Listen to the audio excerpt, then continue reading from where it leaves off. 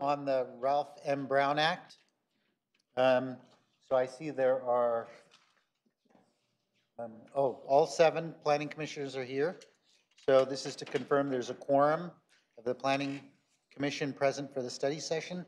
We will begin the study. The procedures for the study session are as follows. Planning staff will first make a presentation, 15 to 20 minutes. Planning commission will then have a comment and question period with the staff of 20 minutes, followed by public comment, 5 to 10 minutes, and a wrap-up of study sessions, so on. So we plan to be done by 7. Staff, you may begin your presentation. Thank you, Mr. Chair. Good evening, members of the Planning Commission, members of the public. My name is Alexander Abbey. I'm the Assistant City Attorney, and I'm just here to give you a short presentation on the Ralph M. Brown Act tonight. Since we have 1 new commissioner and a couple of recent commissioners, we thought it would be good to have this introduction / refresher on the Brown Act. For those of you who are more seasoned commissioners, you are more than welcome to listen. I also won't be offended if you need to go do something else for an hour. It's completely up to you. It won't be that lengthy a presentation. If you want to jump in with questions as I speak, feel free to do so. I won't be offended. So, Ralph M. Brown Act, that is Ralph. He was an assembly member from Modesto, first elected to the assembly in 1942, and he served as Speaker of the House for 3 years, and later in his life he became an appellate court judge. So he's the author of the Brown Act, not Jerry Brown, not Willie Brown, Ralph M. Brown, and even it was 1953 the law went into effect. Even in the early 1950s, there were some laws on the books requiring that government actions be done in public, but practically they weren't enforced, they weren't followed. So the San Francisco Chronicle came out with a 6-part series called Your Secret Government. And in response to this series, people came to realize that most government decisions were being done in private. And so the legislature and Mr. Brown came up with this act to respond to that. Since 1953, the Brown Act has evolved, but the central tenet of it is unchanged, and that is this. All meetings of the legislative body of a local agency shall be open and public, and all persons shall be permitted to attend any meeting of the legislative body of the local agency, except as otherwise provided below. So, the Brown Act, it ensures that your deliberations and actions of local legislative bodies are open and public, and ensures meaningful access to local agency decisions. So let's break it down a little. The Brown Act applies to legislative bodies. What is a legislative body? Well, I'm sure you're not surprised. That includes the governing body of the city, which for the city is the city council. But it also includes subordinate bodies, boards, commissions, committees, task forces. Doesn't matter whether they are advisory or decision-making, as long as they're created by formal action of the legislative body, the governing body. But the point is, as a commission created by the City Council, you are a member of a body subject to the Brown Act. Also applies to standing committees. That's when you have just a subset of commissioners who are meeting on a regular basis. Those are legislative bodies subject to the Brown Act. Doesn't apply to ad hoc committees. That's when you have a subset of commissioners, no more than 3, and you're going to do some very specific thing, like go study this one planning issue and then report back to the commission and then never meet again. That's not a legislative body, but it's pretty rare that that comes up. If you ever need to know whether something's a standing committee or ad hoc committee, just ask me. So what is a meeting? A meeting is a congregation of a majority of the members of the body, ordinarily at the same time and place, but not always. There are some exceptions we'll talk about, to hear, discuss, or deliberate on any item within your subject matter jurisdiction. So for a planning commission, well, under the city charter, your subject matter jurisdiction is things like the city's general plan, land use subdivisions, planning, zoning, environmental issues. not who's running for US Senate, not the war in Afghanistan. In theory, you can talk about anything unrelated to your service as a planning commissioner. But anything related to the business you do as a planning commission has to be done at an open, public, noticed meeting. Some words about same time and place. Oh, I'm sorry, one other thing. Just to note that in earlier versions of the Brown Act, public officials could discuss matters as a group outside of a public meeting as long as they didn't actually come to a vote, didn't reach a decision. Some amendments several years ago made that illegal. So there was once this perception that you could just discuss things and it'd be fine as long as you voted in public. That's no longer true. You have to do all the discussions in public. Now, same time and place. One of the exceptions to that is that you can actually teleconference in. If you happen to be on a trip and there's a planning commission meeting during your trip, you can actually phone in.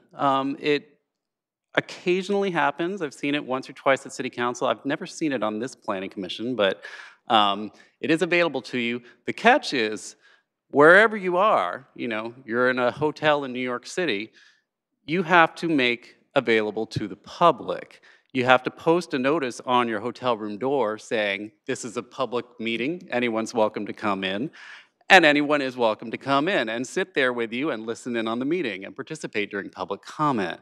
So it's a little invasive in that way, but it is an option available to you so you can phone in if you're ever traveling. The other big exception to time and place is, of course, serial meetings, which are to be avoided. A serial meeting is when you have any direct or indirect communication between a majority of the members of the body to discuss, deliberate, or take any action. And that's on an issue within your subject matter jurisdiction. The problem with serial meetings is the process, because it deprives the public of an opportunity to make meaningful observations and participation in the legislative process. There are two kinds of serial meetings. They are the daisy chain and the hub and spoke. So the daisy chain, that's when A tells B something, B tells C something, C tells D something. You've shared something between a majority of the members of the legislative body, and thereby you've had a meeting, if it's within your subject matter jurisdiction. The hub and spoke is when A talks to B, A talks to C, A talks to D. If you're sharing information among all the commissioners, that too is a meeting, and it's prohibited. Also note that the hub and spoke, you can have a staff member be the hub. If you had a member of the planning staff give a briefing to each member of the commission and then share information about what the other commissioners were thinking, that too would be a prohibited meeting. It's fine for members of the staff to give you a briefing on something, but they can't then say, so how are you gonna vote? And then share that information with another commissioner. The communication needs to be one way from the staff to the commissioner. The most common serial meeting we see is, of course, email. Brown Act was written in 1953, but nevertheless, email is the biggest serial meeting violation. If during your time on the Planning Commission you violate the Brown Act, it will be because you accidentally sent an email. It happens. When it happens, contact me. We'll figure out what to do. But it's not hard. If a member, suppose some city employee sends an email to all the members of the commission and says, hey, really looking forward to item 6 on the agenda tonight. Here's an article about it. And then one of you hits reply all and says, I agree, this is gonna be a great project. There you've created a meeting among the majority of the members. That's why when we send you anything as city staff, we will always send it to you as a BCC. You will never see all 7 of your names in the to field of an email we send to you, because we don't want you to have the ability to accidentally hit reply all. Likewise, if for some reason one of you needs to email all 7 of the commissioners about a scheduling matter or a social or ceremonial event or something outside your subject matter jurisdiction, we encourage you to use the BCC field as much as possible. Or better yet, ask a member of the staff to send it. Email is how you're going to violate the Brown Act. Hopefully not, but it happens.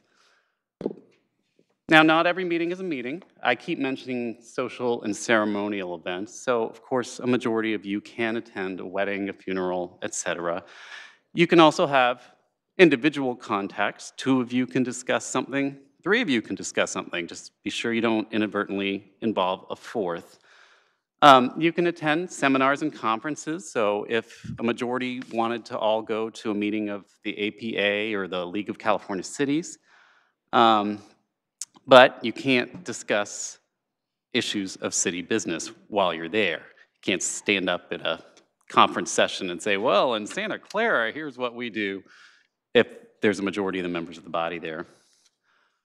You can attend community meetings. That means things like town hall forums, chambers of commerce, luncheons.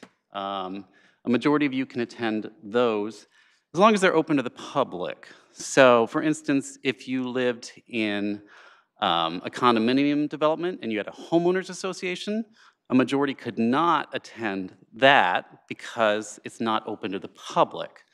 But a town hall forum, as long as it's open to the public, a majority of you could go. But again, you need to avoid talking about anything within your subject matter jurisdiction. Don't stand up and say, I will vote a certain way on a project. Stand up and say, this has been very interesting and thank you for the punch and cookies.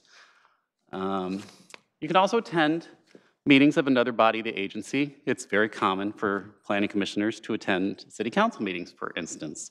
The one caveat about that is if you express an opinion about a particular project when you're at council, and if they for some reason refer something back to planning commission and you see it again, you may have precluded yourself from participating in further discussions on that project.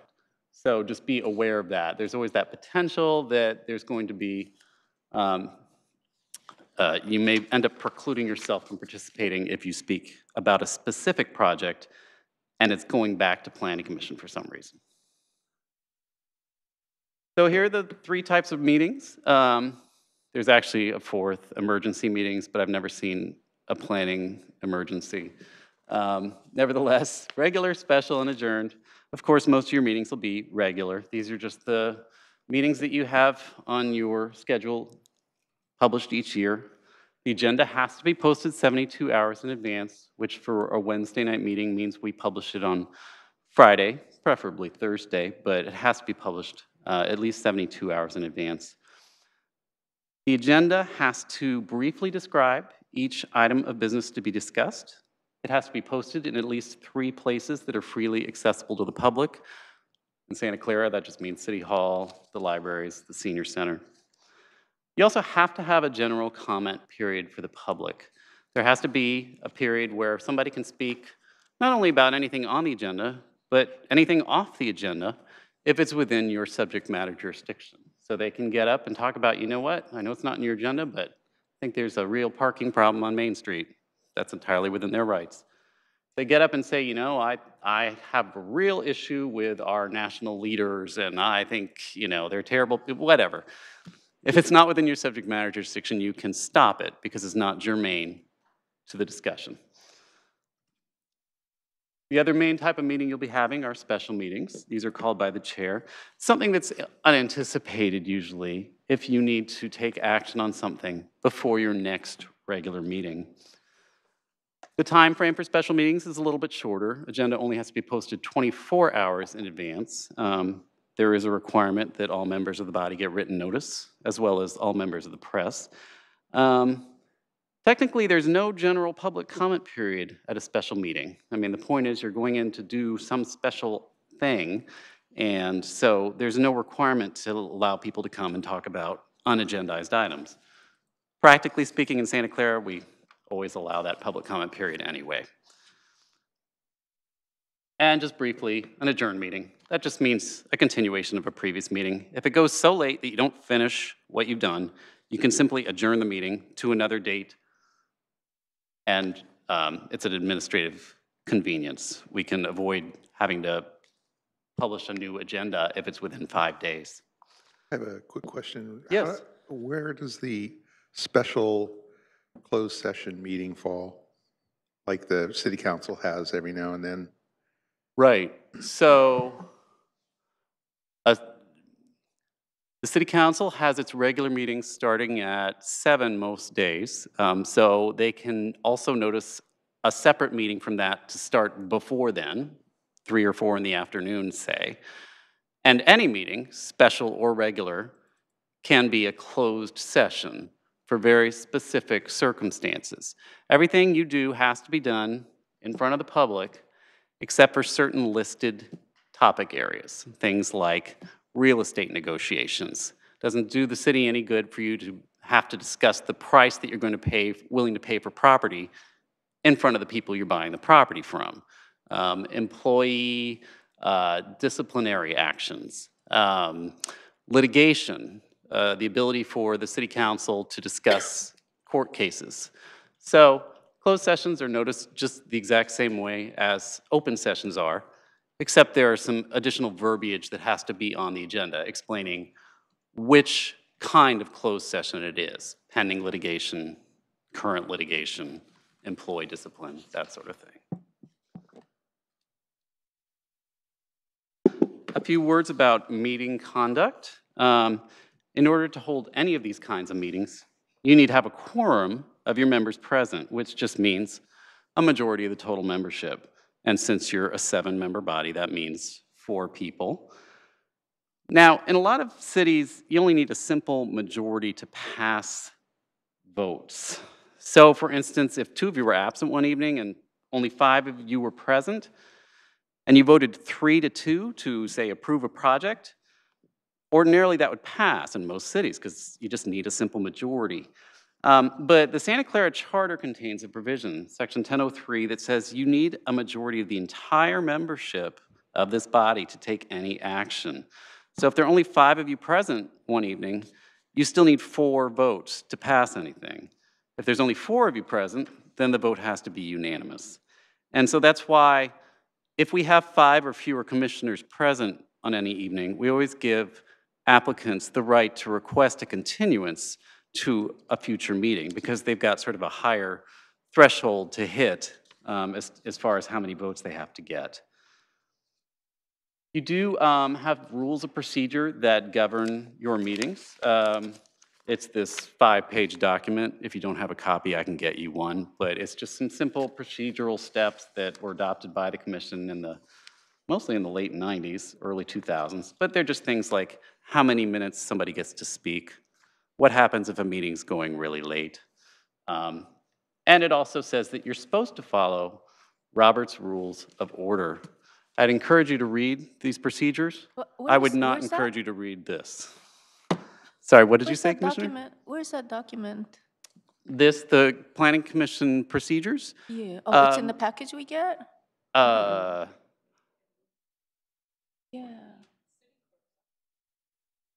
I can certainly email it to all of you after this meeting if you're not immediately familiar with it. I just have it sitting on my hard drive in my office. But yeah, it's worth reading, but it's nothing you don't already know. It basically just says, applicants can speak for 10 minutes, and then they get 5 minutes for rebuttal. It also says follow Robert's Rules of Order, which is somewhat inapplicable, tedious, and you don't need to know all the finer details of it because I will help you get through motions and amendments as necessary. And we follow it sort of informally. The Brown Act and Robert's Rules of Order conflict in some ways, and so obviously we have to follow state law where it conflicts with Robert's rules. A few other words about conduct. The Brown Act, as mentioned before, does require you have a public comment period, at least for regular meetings. The public has to be given an opportunity to address you on any item on the agenda and any non-agendized item that's within your subject matter jurisdiction. So you'll see people speak multiple times in an evening because they'll get up to speak on multiple agendized items, and then they still have a right to speak during the public presentations portion. Unless they disrupt a meeting, people can say just about anything at a commission meeting within your subject matter jurisdiction. If it's truly completely irrelevant, the chair can stop them from speaking, but it's always a fine line. It's sometimes easier just to let them finish. Disruptive speakers can be ejected. A few other words about things that aren't on the agenda. You can only discuss items that are on the agenda. You can occasionally add something to the agenda, though, if it's come to your attention after the agenda was posted. So something comes up, and you determine you need to take action on whatever came up before the next meeting. In order to do that, you can add an item to the agenda at the meeting by a 2/3 vote of the commission. It's pretty rare this comes up. If we have more than 24 hours notice, we can just notice a special meeting after the regular meeting. But when something's really short notice and we just have to take action, maybe there's, some lawsuit that, they need amicus support for and we want your buy-in or something, and the deadline is tomorrow, we could add it to an agenda. It's pretty rare that comes up at Planning Commission. Other non-agendized things, you can make brief responses to comments and questions. You can ask for clarifications, refer issues to staff, give brief announcements and a report on your activities, and you can request to place items on future agendas. A few words about enforcement and consequences. If there's a Brown Act violation, if someone alleges that you violated the Brown Act, first there has to be notice and an opportunity to cure the violation. Before anybody can sue, there has to be notice that somebody believes you violated the Brown Act, and then you're given an opportunity to basically fix the alleged violation. The simplest cure to a Brown Act violation is simply to put the disputed item on the next agenda. You just renotice it and rehear it. Another possible consequence is a civil action. Someone can bring a civil action challenging one of your decisions. The courts tend to be strict, but not absolutist. There's a standard of substantial compliance with the Brown Act. So a person has to show that whatever violation occurred somehow prejudiced them. So if you discuss something not on the agenda and the residents have something to say about the issue, strike all that. Let me give you a more concrete example. In another city I worked in once, there was a question about whether or not the agenda had properly listed everything that the commission was going to do.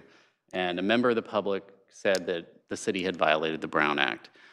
But the fact was, if the person had known all 9 things instead of 8 things that were listed on the agenda, it wouldn't have led to her providing any different testimony than she already provided. There has to be some effect, that the person didn't go to the meeting because she found out that she didn't know that 9th thing was on there, when in fact the person did go to the meeting. I'm being a little long-winded, but anyway, the point is, it's not a slam dunk when somebody alleges a Brown Act violation. Of course, the final consequence of violating the Brown Act is criminal prosecution, but that's only when it's intentional. If you've taken some action in violation of the act with the intent to deprive the public of information. Practically speaking, it's pretty rare, but some district attorneys have been willing to allege these violations more frequently than in the past. Just a final word about open government. The liberties of people never were, nor ever will be secure when the transactions of their rulers may be concealed from them. And that's Patrick Henry. Now, when you joined the commission, I believe you all got this lovely handbook. It is pretty exciting reading, just like Robert's Rules. It has an actual entire copy of the Brown Act in it, I discovered, which is about like reading the phone book. So if you'd like to know more about the Brown Act, I'd strongly recommend the League of California Cities publication, Open and Public. It's available for free download on the League of California Cities website if you don't already have it. I frequently refer to it when I have a question about the Brown Act. And you can always, of course, call me or call your planning staff when you have Brown Act questions. The one thing to leave you with is please ask questions before you take action. Feel free to call before you act. And I'm available for questions. As I said, it was pretty efficient, and most of you already know this stuff. But if I can answer any questions for you, let me know.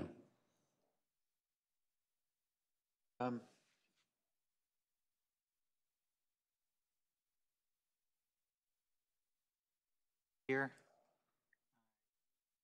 Okay. Commissioner Chahal. Just a quick question. Post meetings, like when we have minutes, we used to have a broader, like detailed minutes. Now we have curtailed those minutes to very, like summary of the summary. Do they fall under Brown Act, like it has to be detailed minutes so that public knows what was transpired in the meeting? The Brown Act does not prescribe a level of detail for minutes. I'm confident that the minutes that we now do comply with the law. I'm just trying to remember what specifically the Brown Act says about minutes. I just know it's not much.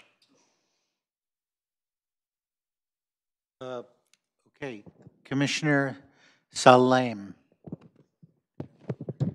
So I have a question about I wanted to throw you an edge case example of traveling. You're going 80 miles an hour down the freeway and you need to dial into the meeting because you're late. You can't make that a public meeting, or if you're flying from somewhere during the meeting schedule, you're in an airplane doing 600 miles an hour, anybody on the plane can join it, but nobody else. So are there actually written down rules of what it means to post a public access meeting? Well, yeah, a plane would definitely not be permissible since you'd have to buy a ticket to get on the plane. And it needs to be something that's freely accessible to the public. There has to be a way for any member of the public to get in. Driving in a vehicle is questionable. But actually, there's a Q&A in this document, open and public, and that's one of the questions that's listed. Can you teleconference in while you're driving down the freeway? And they basically said, we don't know. If you can participate, probably you can just talk. You probably can't vote because it's kind of unclear how members of the public would be able to join. I mean, theoretically, maybe if you provided some sort of public notice of where your vehicle was going to be at every moment, somebody could jump in midstream. Anyway, I don't recommend it. They say voting is highly questionable if you're in a vehicle. Commissioner Becker. Okay, so for example, we've had city council members that have called in from their residents in Montana or residents in Washington.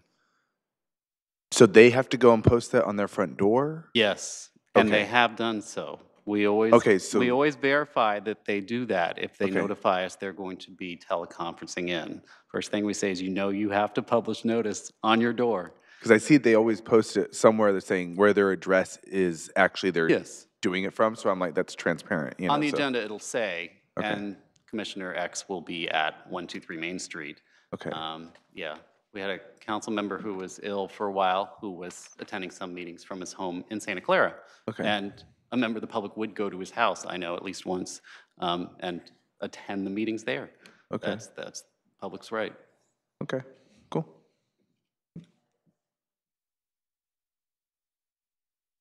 Okay, I don't see any more hands up. Okay. I see. Commissioner One more quick question. Salem. So, thank you. Does the dinner with the city council, that's considered a social event, therefore it's not an official meeting, but in theory, we can't talk about anything that we would have common interest in. Well, except, aren't they publicly noticed? Maybe is I'm that misremembering. something that's streamed? Oh, it doesn't have to be streamed. The Brown Act doesn't require streaming. What it requires is that any member of the public be able to attend. You can come by and sit and watch us eat. Yes. Okay, cool. So I thought they were noticed, but if they aren't, then you would not be able to discuss any matters of city business. Um,